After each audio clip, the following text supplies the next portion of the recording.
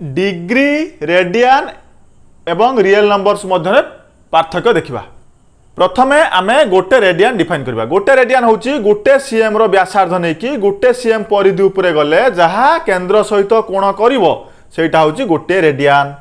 जदि आमे जोटू स्टार्ट करबा जदि आमे सेठी आसी पहुंच जिबा सेटा हबो 2 पाई रेडियन बा 360 डिग्री बा pi radian equal to 180 degree.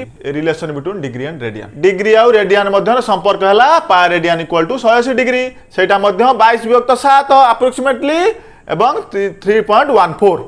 गोटे डिग्री होची 60 मिनिट, गोटे मिनिट होची 60 सेकेंड एवं गोटे रेडियन होची 57 डिग्री 0.16 मिनिट। 5 माने 5 रेडियन। तेणुक रेडियन और रियल नंबर्स मध्य कौन पार्थक्य नहीं, सेम, बोथ आर सेम। मन कर लिखा जाइए 5 डिग्री। 5 डिग्री माने 5 × 180 / पाई रेडियन।